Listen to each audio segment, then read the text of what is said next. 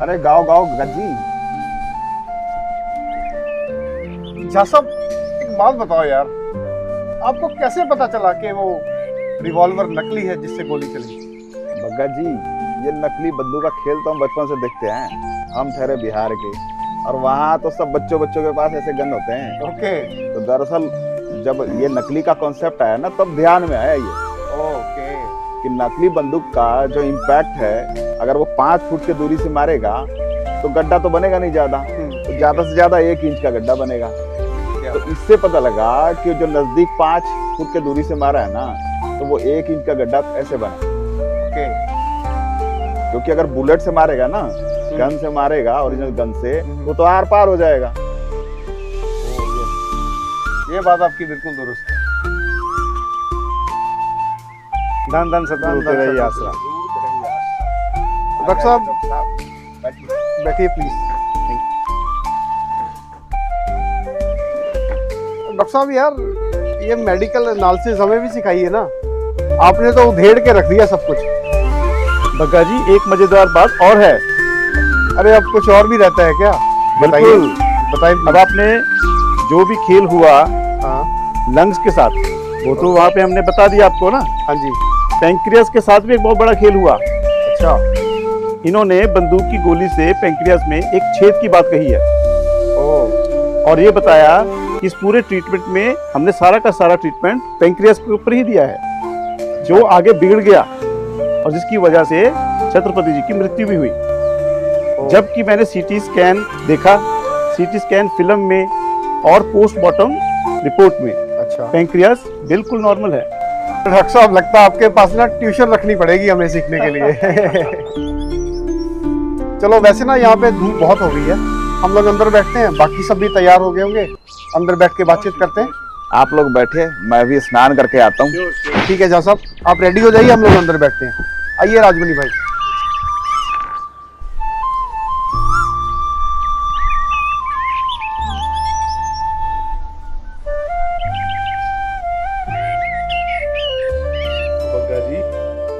छत्रपति जी का जो हुआ उसको कहते हैं सरकारी हत्याकांड। अरे वाह जी वाह, क्या बात है। सुबह सुबह महफिल, धन धन स्वर्ग प्रयासा। मे आई ज्वाइन? आइए आइए श्लोक जी, बैठो। जी जी। आइए देवीलाल जी, आप भी आइए।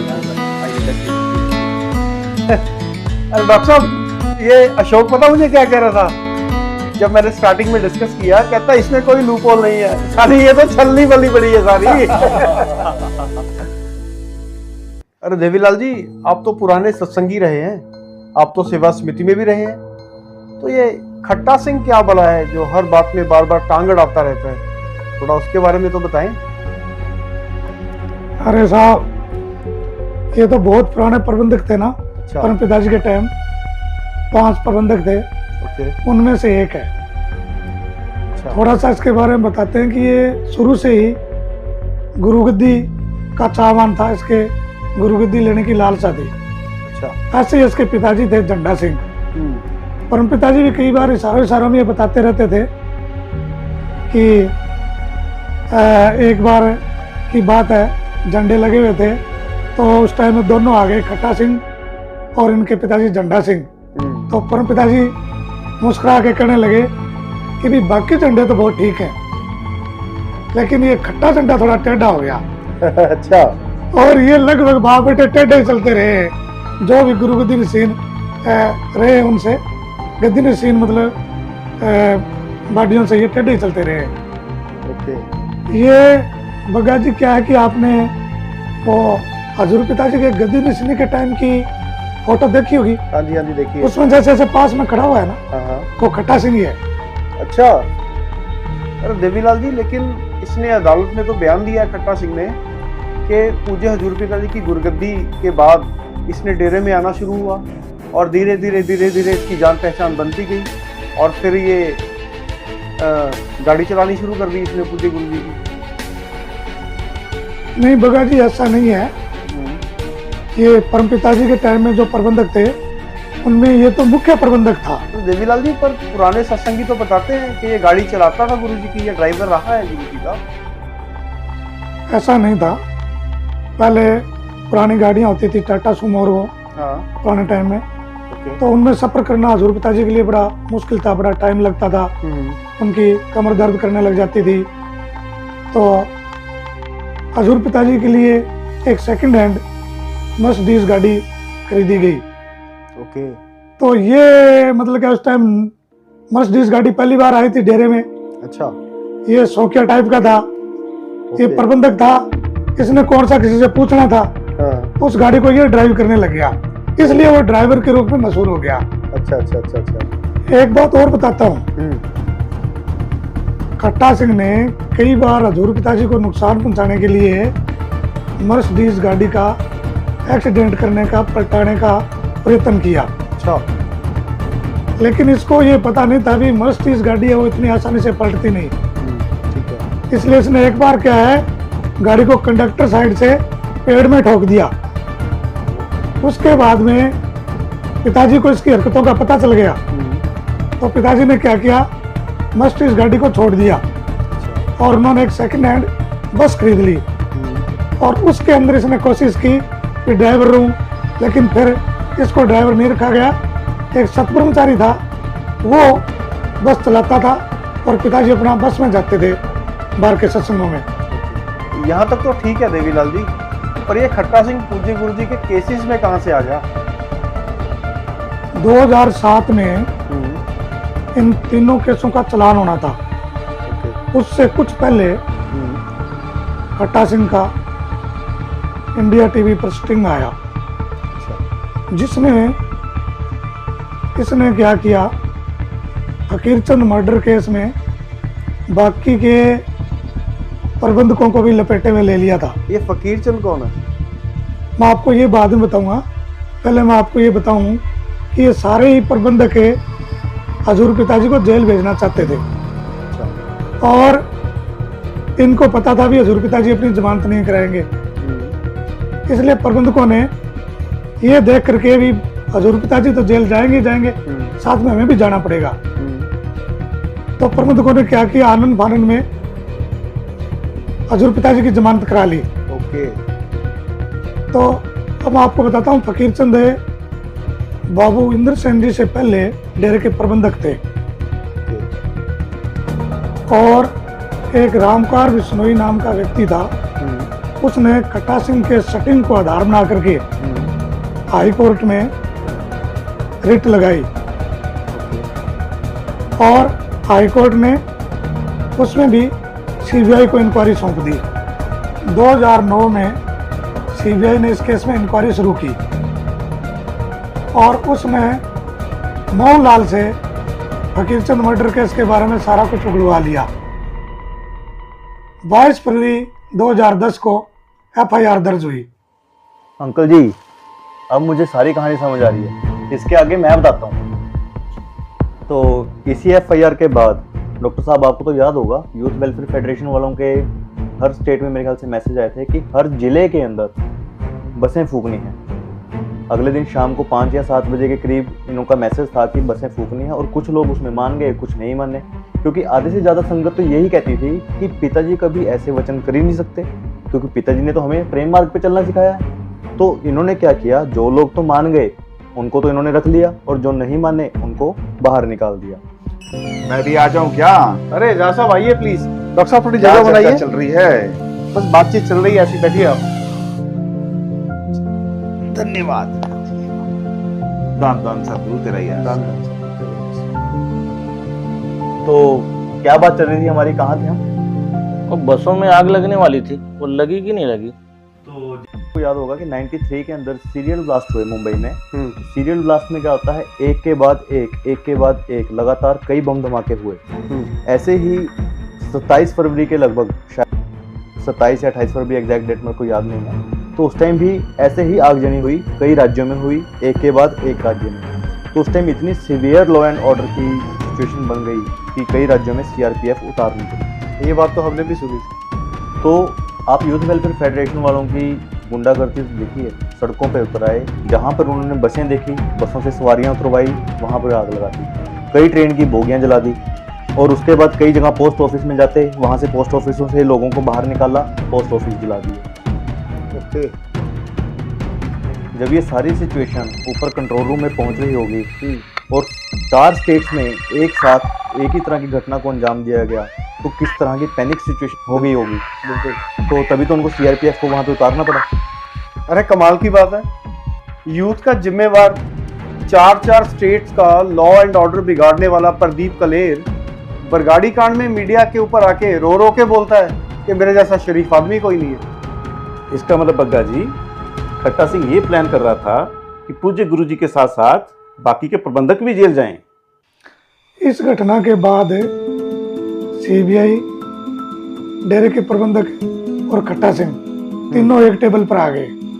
2005 में कृष्ण लाल ने हाँ जी। सीबीआई अधिकारियों के खिलाफ एक मुकदमा दर्ज किया था।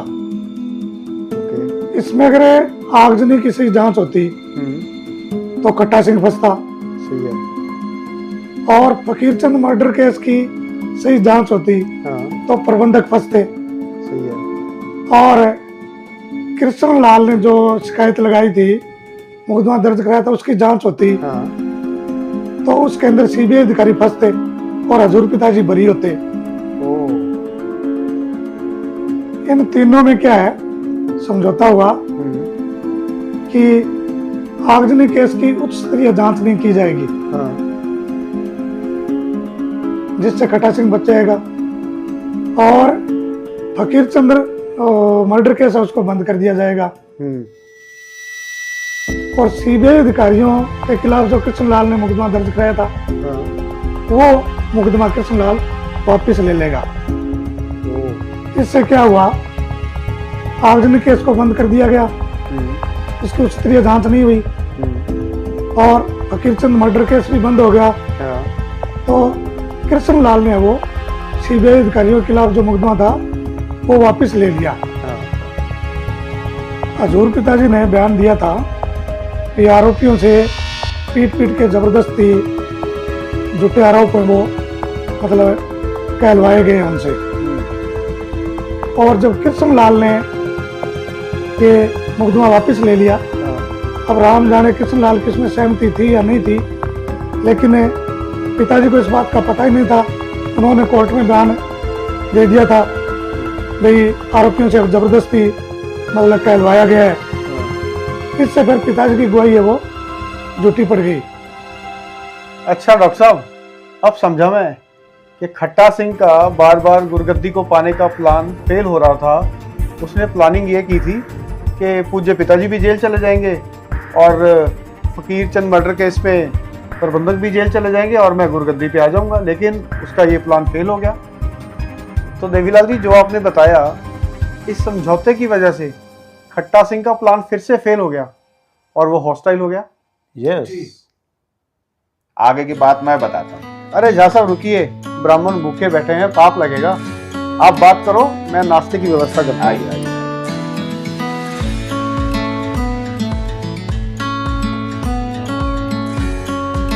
अरे पक्का जी की चाय की नहीं? अरे बड़ा अच्छा गाना गाता है।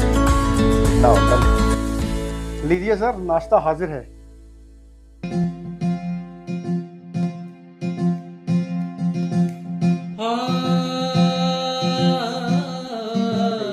Thank you. अरे श्याम जी, तब तक आप अपना भजन तो सुना देते। जी बिल्कुल सुनाएंगे। जग विच हुंदियां उड़ीकां अज तेरियां, जग विच हुंदियां उड़ीकां अज तेरियां, सिरजणहार जी लगाइयां कानूं देरियां, सिरजणहार जी लगाइयां कानूं देरियां।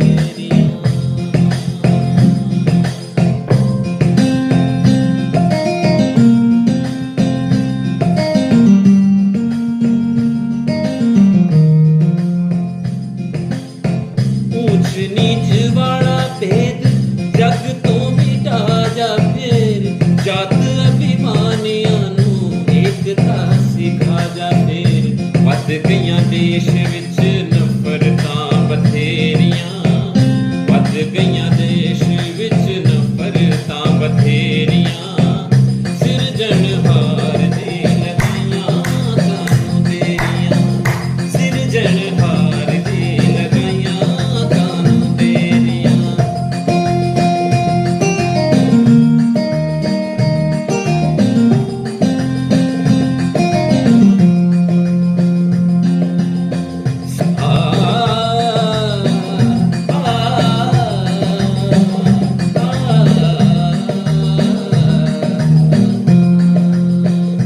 निधरे मारे पवरी मरे निधरे मारे पवरी मरे पवरी मरे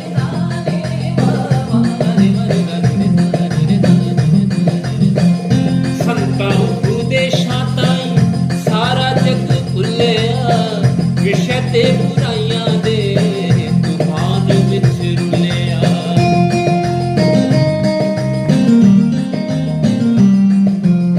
संत उपदेशां ताईं सारा जग भुल्लिया विषय ते बुराइयां दे तूफान विच रुलिया काल ने जीवां दियां बुद्धियां ने फेरियां काल ने जीवां दियां बुद्धियां ने फेरियां सिरजनहार दी लगाईयां कानूं देरियां सिरजनहार दी लगाईयां कानूं देरियां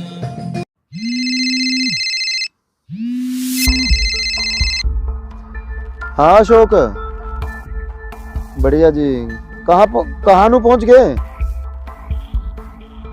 अच्छा, मैं ढाबे के पीछे ही बैठा भाई। हाँ यहाँ बैठा हूँ, आजा आजा। अशोक जी कैसे भाई, बड़े दिन बाद याद किया। बैठो और सुनाओ। ये बाबूजी कौन है? राकेश भाई, ये हमारे सैम भाई हैं। मैं इनको आपसे मिलवाने के लिए यहाँ पे इसलिए लाया हूँ, जब आप जेल में गए थे तो वहाँ पर आपको निर्मल और कुलदीप मिले थे, तो आप इनको उनके बारे में थोड़ा बताएं। हाँ जी भाई साहब, बताओ क्या मसला है? भाई जी, जैसे आपने बताया कि जेल में आप होके आए हो, वहाँ पे निर्मल और कुलदीप वो एक मर्डर केस में अंदर हुए हैं। हाँ, कत्ल उनके वगैरह। ऊपर, हाँ जी हाँ, उनके ऊपर कत्ल का चार्ज लगा है।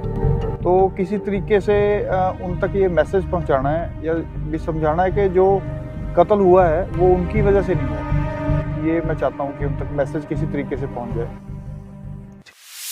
ऐसा है भाई, हाँ जी, अपराध की दुनिया में विचरने वाले लोग अपराध की जो असलियत है उसको बड़ी जल्दी भांप लेते हैं। हाँ जी, मुझे भी अम्बाड़ा जेल में ये कुलदीप और निर्मल मिले, उन्होंने भी मुझे सारी वारदात बताई। अच्छा जी, तो वो मर्डर की जो जैसे बताई उन्होंने, वो मैं पहले समझ गया, सुनते ही समझ गया कि जो इन्होंने मर्डर नहीं किया। अच्छा, ओके। तो बाकी उनके दिमाग में एक फितूर बिठा रखा है कि ये तो कुर्बानी दी है हमने। उनको डेरे से जो भी मिलने आते हैं उनको यही कहते हैं कि आपने तो बहुत बड़ी सेवा की है, आपने बहुत बड़ी कुर्बानी की।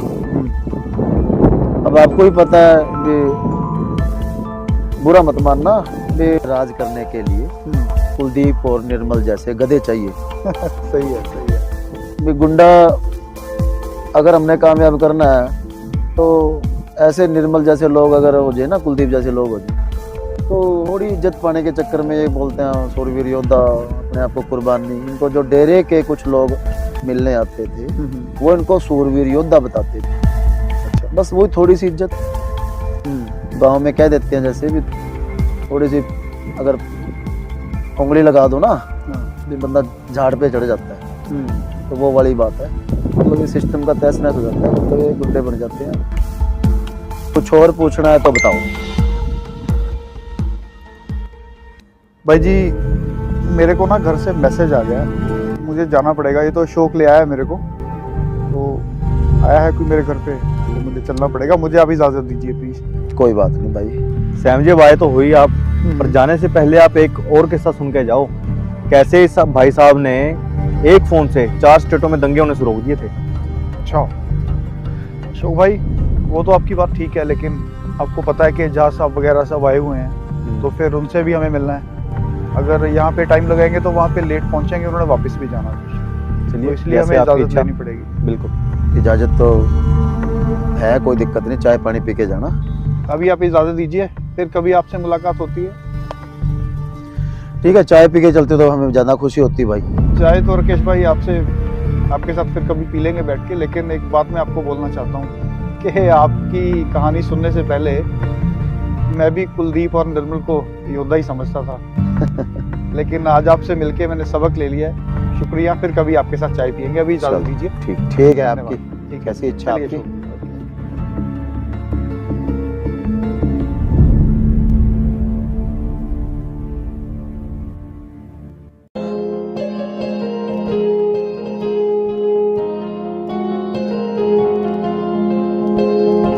बन के पर में फिर दिल नू डुलाउणा की अगे नू वधा के पैर पिछे नू हटाउणा की।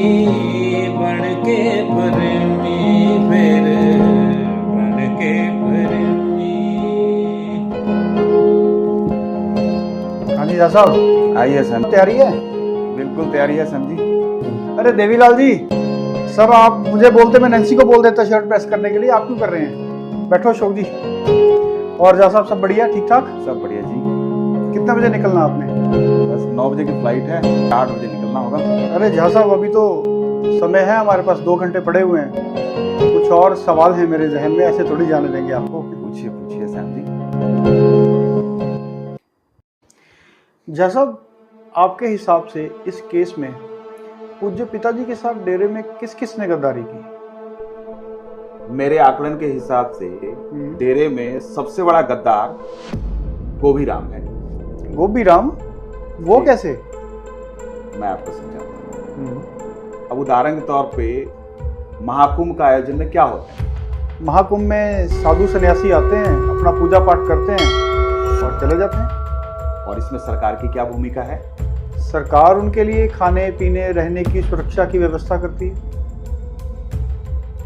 अगर महाकुंभ में कोई 2 सन्यासी किसी क्राइम को अंजाम दे जाए, हाँ। तो इसमें मुख्यमंत्री को दोषी मान लिया जाए? नहीं, बिल्कुल नहीं, उसका क्या दोष? ठीक इसी तरह डेरे में भी हजारों सन्यासी आते हैं, हाँ। उनके रहने की व्यवस्था की जाती है। हम्म, हम जैसे लोग वहाँ सेवा भी करते हैं, हाँ। रूहानियत के कुछ ज्ञान भी लेते हैं। हाँ। कुलदीप और निर्मल जैसे सन्यासी हम्म, छत्रपति पे गोली चला देता है, तो क्या इसमें पूज्य पिताजी को दोषी माना जा सकता था? नहीं। तो पूज्य पिताजी को दोषी बनाने की वो कड़ी कौन सी है? गोभीराम? बिल्कुल सही पकड़े हैं। पर वो कैसे? हजारों सन्यासी और सद्ब्रह्मचारी डेरे में सेवा करते थे। हजारों सन्यासियों की तरह कुलदीप, निर्मल और कृष्ण भी डेरे में सेवा करते थे जी। डेरा 1 मिनट में ये कह सकता था अदालत में कि हमारा इन पे कोई कंट्रोल नहीं था। बिल्कुल। अब ये बताओ, कुंभ में 2 साधु कोई सी वारदात को अंजाम देते और मुख्यमंत्री के दफ्तर की जो वॉकी टॉकी उससे बरामद हो जाए, हाँ। तो ये अपराध की कड़ी मुख्यमंत्री से जुड़ जाती है। बहुत आसानी से जुड़ जाएगी। ठीक इसी तरह से इस केस में भी हुआ। डेरा के लाइसेंसी वॉकी टॉकी को इस केस में प्लांट करके डेरा का कनेक्शन इस वारदात के साथ जोड़ा गया।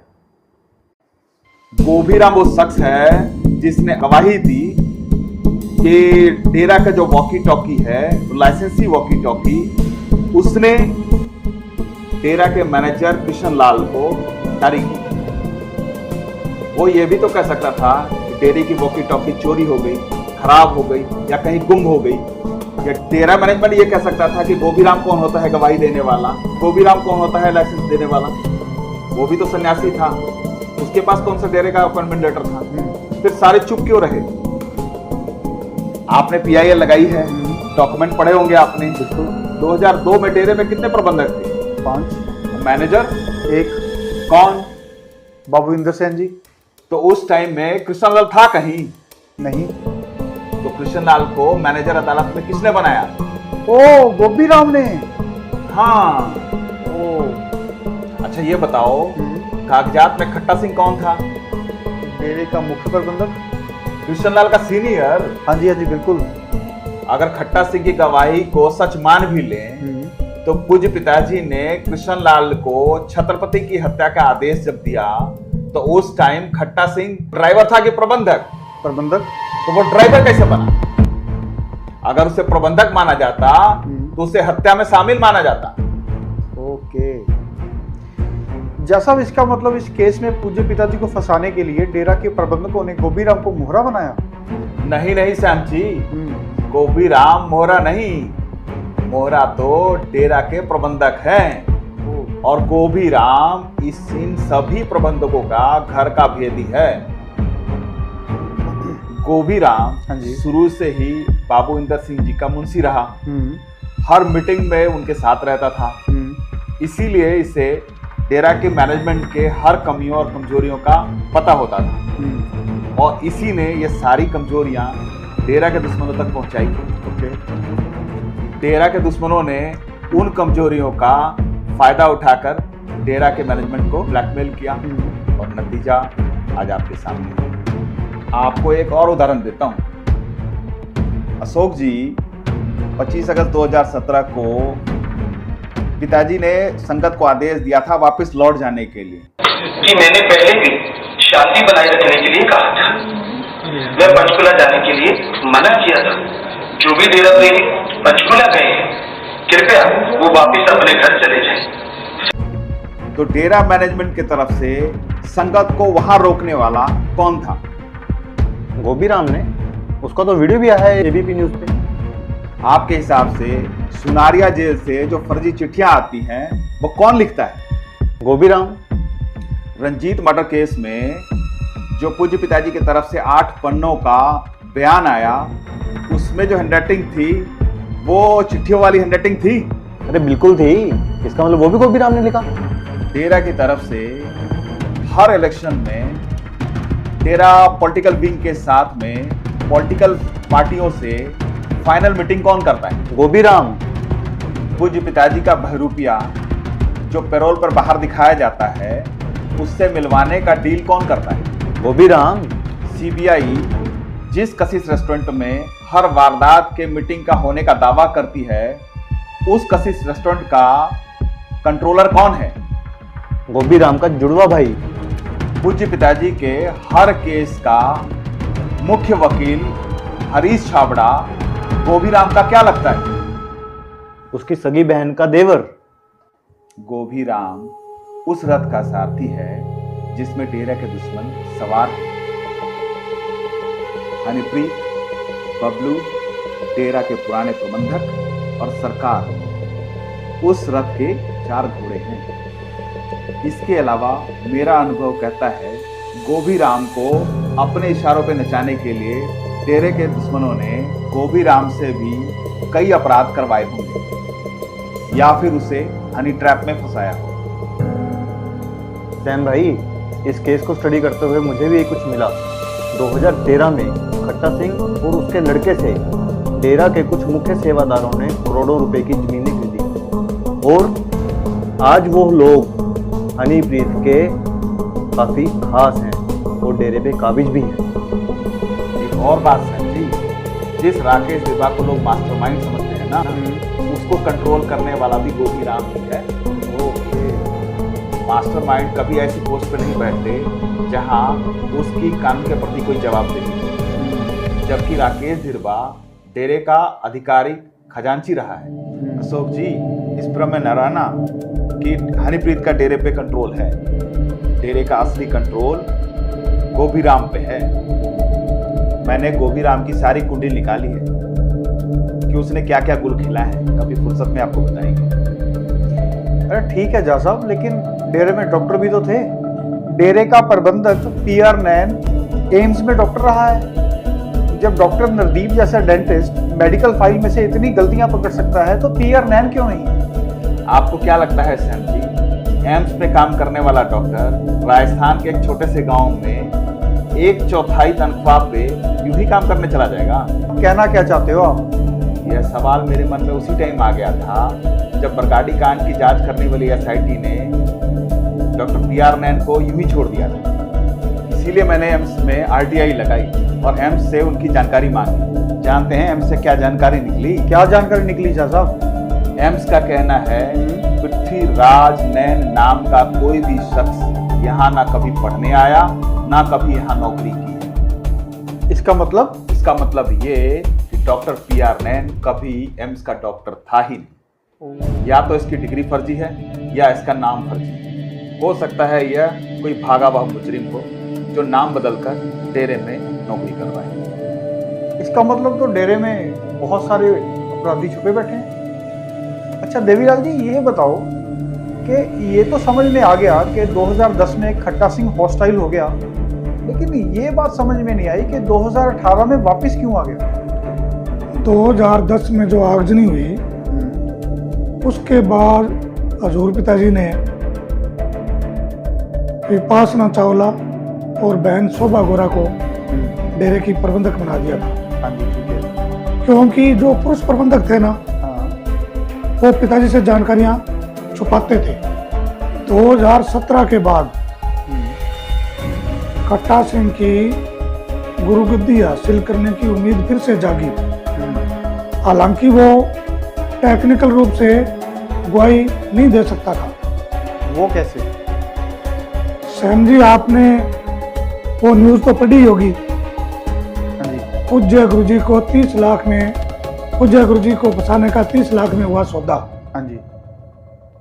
यह सौदा इंडिया टीवी पर स्टिंग करने के लिए खट्टा सिंह ने किया था। सीबीआई ने जब समझौते के तहत 2010 में जो फकीरचंद मर्डर केस था वो बंद किया, तो उसने खुद ये बात रिपोर्ट में लिखी है, कोर्ट के अंदर दी है। और खट्टा सिंह ने इस रिपोर्ट को चैलेंज भी नहीं किया। इससे ये साबित होता है कि वो सीबीआई की रिपोर्ट से सहमत था। सैम भाई, इसका मतलब है खट्टा सिंह तो इंटरेस्टेड विटनेस हो गया। मतलब? इसका मतलब खट्टा सिंह इस केस में तो क्या, पूज्य पिताजी से संबंधित किसी भी केस में कभी भी कहीं भी गवाही नहीं दे सकता। अशोक जी, आप सही कह रहे हो। ये तो अब हम समझ ही गए हैं कि कोर्ट में सब दिखावा चल रहा था, ये सब आपस में पहले मिले हुए थे। खट्टा सिंह की गवाही अदालत में सच मानी जाएगी, ये भी पहले से ही तय था। ऐसे में खट्टा सिंह फिर से धोखा देकर कहीं छत्रपति मर्डर केस में प्रबंधकों का नाम न ले ले। इस भय से प्रबंधकों ने खट्टा सिंह की भांजी समुद्र कौर को मीडिया में उतारा, ताकि अगर खट्टा सिंह प्रबंधकों का नाम लेता है तो खट्टा सिंह को दबोचा जा सके समुद्र कौर के जरिए। दिल्ली में अपने वकील के साथ प्रेस कॉन्फ्रेंस करते हुए सुमिंद्र कौर ने पत्रकार छत्रपति हत्या के मामले में बड़ा खुलासा किया है। सुमिंद्र कौर ने दावा किया है कि पत्रकार छत्रपति की हत्या राम रहीम के इशारे पे नहीं बल्कि खट्टा सिंह के इशारे पर हुई है। पत्रकार की हत्या की गई थी, छत्रपति जिनका नाम था, उस बारे में आप क्या कहेंगे? मैं ये कह रही हूँ आपको, 2016 में जब खट्टा सिंह की माता मतलब मेरी नानी की डेथ हुई, तब इन्होंने मेरे को फोन किया कि तू आ जा। तब मैं आई हूँ इनके घर, और इसने तब इन्हें ये हो गया था कि इसे वापस नहीं जाने देंगे। अब तो घर पे आ गई, तब इसने मेरे को कहा कि भी ये जो केस गुरुजी पे डाले हुए हैं ना, ये छत्रपति वाला तो तेरे को पता ही है ना, वो तो मैंने ही करवाया था।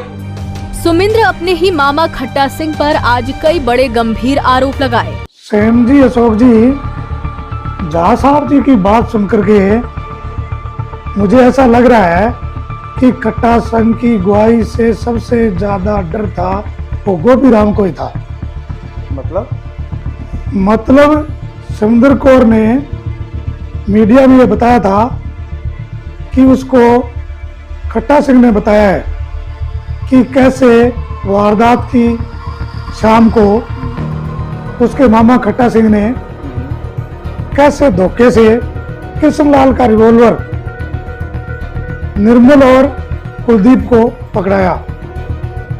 सैम भाई, आप इसे ऐसे समझो कि अगर खट्टा सिंह कोर्ट में अपनी लिमिट क्रॉस करता तो मैनेजमेंट सुमिंदर कौर के बयान से खट्टा सिंह को ही कातिल साबित कर देती। इट मीन्स सुमिंदर कौर पूज्य पिताजी के पक्ष में मीडिया में नहीं उतरी, वो मैनेजमेंट को बचाने के लिए उतरी थी।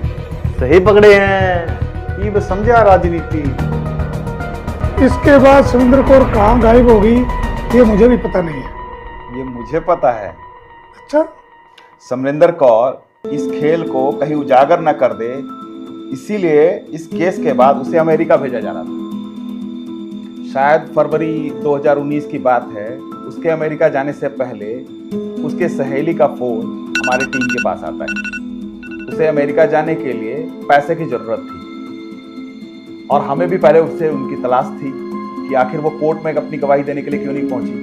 मेरी उनसे मैसेज के जरिए बात शुरू हुई। उसने बताया कि खट्टा सिंह से बचाने के लिए मैनेजमेंट ने उसे नोएडा के किसी डेरा प्रेमी के यहाँ घर में छिपाया हुआ है। मैसेज में उसने जब वीजा का फोटो भेजा तो हमने पाया कि वीजा का जो कॉपी है वो नकली है और उसे डोंकी रूट के जरिए अमेरिका भेजा जाना था। अकेली लड़की का डोंकी रूट पे क्या हश्र होता है यह हम सब समझते हैं। हमने उसे बहुत समझाया कि यह तुम्हारी हत्या की संभावित साजिश है, लेकिन वो समझना ही नहीं चाहती थी। कुछ लोगों की मदद से हमने यह पता लगाया कि उसे गाजियाबाद के खोड़ा क्षेत्र में डेरे के किसी कर्मचारी के यहाँ रखा गया। इससे पहले हम वहाँ पहुँचते कि डेरा प्रबंधकों ने मैंने डेरा के क्षेत्रीय मैंने जो सेवादारों से के माध्यम से उसे वापस बुला लिया। उसके बाद हमारा उनसे कोई संपर्क नहीं हुआ। अब वो जीवित है या मर गई इसका हमें कोई जानकारी नहीं। सैम जी, एक बात तो बताओ। हाँ जी। छत्रपति पर हमला 24 अक्टूबर को हुआ। हाँ जी। और उस हमले का आधार 4-5 महीने पहले की खबर को बनाया गया। आपने कभी विचार किया है? कोर्ट के रिकॉर्ड के मुताबिक छत्रपति 2001 से ही डेरे के खिलाफ खबरें छापता था। हाँ जी। तो फिर ये हमला 24 अक्टूबर 2002 को ही क्यों हुआ? इसका मतलब देवीलाल जी मर्डर का मोटिव जानना चाहते हैं। हाँ जी। ये तो मुझे पहले से ही पता है। जब 23 अक्टूबर 2002 को हाई कोर्ट ने सीबीआई को यह निर्देश दिया कि जब तक गुमनाम चिट्ठी वाले केस में कोई सबूत पेश नहीं करते तब तक कार्रवाई को आगे नहीं बढ़ाना, तो हुआ क्या? 24 अक्टूबर को बना दिया सबूत। देवीलाल जी, रामचंद्र छत्रपति एकमात्र ऐसा बंदा था जो सामाजिक रूप से डेरे का दुश्मन दिखता था। इसलिए गुमनाम चिट्ठी वाला केस मजबूत बनाने के लिए उसका मर्डर करवाया गया। मेरे एनालिसिस के मुताबिक रामचंद्र छत्रपति के जो पिता थे वो इस साजिश को भांप गए थे। इसलिए उन्होंने 15 दिन के बाद सिरसा के एसएसपी को रामचंद्र छत्रपति का बयान लेने के लिए बोला। अंशुल छत्रपति ने कोर्ट में ये बयान दिया कि रामचंद्र छत्रपति के ऊपर हमले के बाद उसके दादा ने यानी कि रामचंद्र छत्रपति के पिता ने ना ही उनका कभी फोन पे हालचाल पूछा, ना ही कभी उनसे बात की और ना ही कभी उनको मिले। जबकि हम सब समझते हैं कि इस दुनिया में शायद ही कोई पिता ऐसा होगा जो अपने मरते हुए बच्चे से मुंह फेर ले। और एक हैरानीजनक बात पता चली कि रामचंद्र छत्रपति की एक नहीं 2 बेटियां हैं और दूसरी तो शायद अंशुल छत्रपति से बड़ी है, लेकिन इस केस के अंदर दूसरी बेटी का कहीं कोई जिक्र ही नहीं है। इसके अलावा ये भी कहा जाता है कि रामचंद्र छत्रपति ने आंदोलन करके किसी संस्था की 150 एकड़ जमीन स्थानीय नेताओं के कब्जे से छुड़वाई थी। यहाँ से ये पता चलता है कि रामचंद्र छत्रपति लोकल नेता और गुंडे लोगों के निशाने पे थे। उनकी बड़ी बेटी और उनके पिता उनसे नफरत करते थे और एक वो प्रदेश की सबसे बड़ी संस्था की मैनेजमेंट के खिलाफ खुल के लिखते थे, जिससे उनके परिवार के ऊपर भी खतरा बन रहा था। इसका मतलब उनकी मौत से सबको फायदा होना था, इसलिए उन्हें पूज्य पिताजी के विरुद्ध बलि का बकरा बना के यूज किया गया। सैम जी, 27 सालों से जो केस उलझी पड़ी है ना, वो इतनी जल्दी नहीं सुझेगी। अब हमें इजाजत दो, वरना हमारे घर पे जो कृपा है ना वो हम पे बरसने लगेगी। ठीक है जा साहब, अभी के लिए तो इजाजत है, लेकिन मजा आ गया सर। मिलते रहिए, आते रहिए। हो गया जो पिछे ते हो रहा हुन जी, देख रहा सब कुछ फरियाद सुन जी। कहे शास्त्र नाम जी, कहे शास्त्र नाम जी, सोची दे रूहां तेरियां, सिरजनहार जी लगाइयां कानू तेरियां, सिरजनहार जी लगाइयां कानू तेरियां। जग विच हुंदियां उड़ीकां अज तेरियां, सिरजनहार जी लगाइयां कानू तेरियां, सिरजनहार जी लगाइयां कानू तेरियां।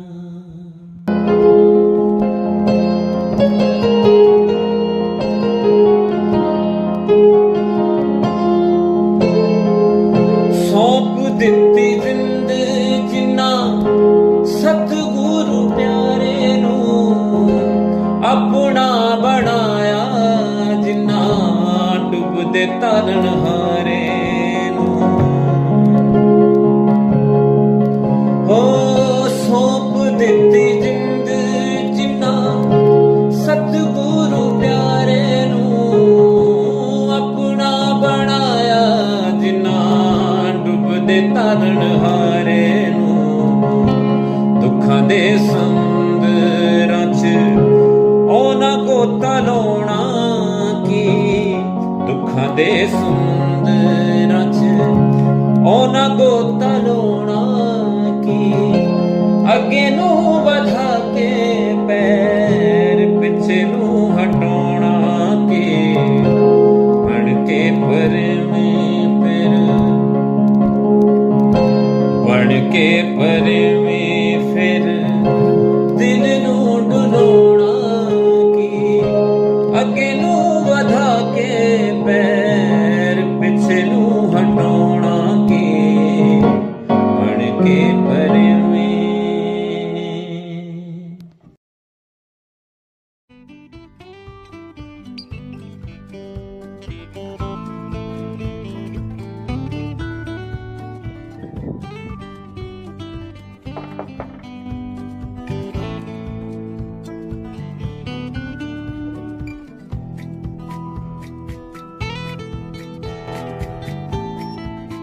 राम सर तैयार हो जी? पता नहीं, मेरे को तो फोन आया जी। अच्छा मैनू नहीं पता है, तो सो गया हाले। मैंने बुलाया जी, देखो जी उठाओ जी, फोन आया जी। आ जाओ।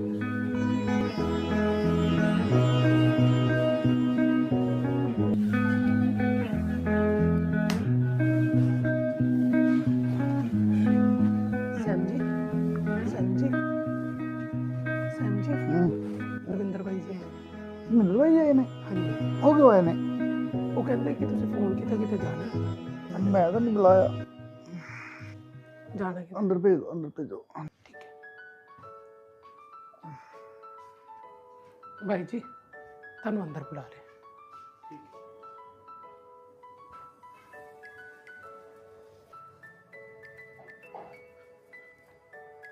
भाई जी दान दान सतगुर तेरे आसरा जी।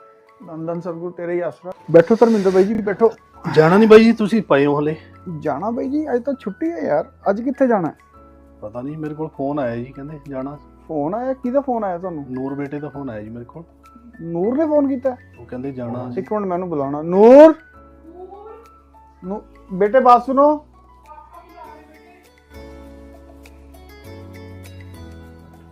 आओ बेटा, बात सुनो। बोलो पापा। थोड़ा नजदीक आओ बेटा। आपने धर्मेंद्र अंकल को कॉल करके बुलाया है?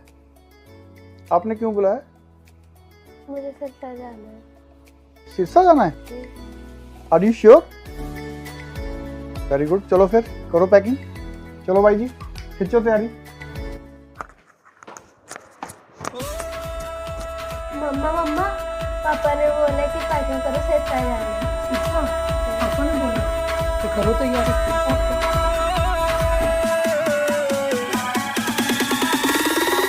आजो प्रेमियों जी गड्डी सच्चे सौदे चलिया, आजो प्रेमियों जी गड्डी सच्चे सौदे चलिया, संगतां प्यारियां नू दाते चिट्ठी कलिया, संगतां प्यारियां नू दाते चिट्ठी कलिया, आजो प्रेमियों जी गड्डी सच्चे सौदे चलिया, संगतां प्यारियां नू दाते चिट्ठी कलिया।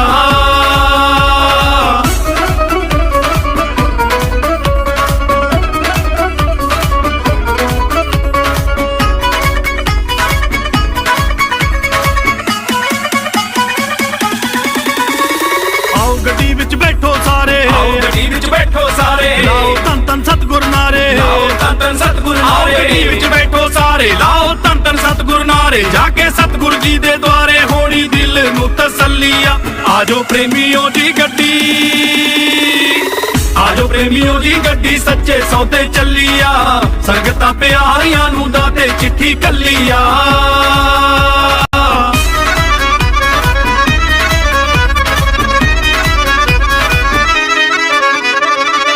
सतगुर नारा लाके, सतगुर नारा लाके, सतगुर नू त्याके, दिल दे विच सतगुर नू त्याके, सतगुर नारा लाके, दिल दे विच सतगुर नू त्याके, नच्ची जांदे नच्ची जांदे, नच्ची नच्ची नच्ची नच्ची नच्ची जांदे, गिद्दा पाके खुशी जांदी नहीं ओ चलिया।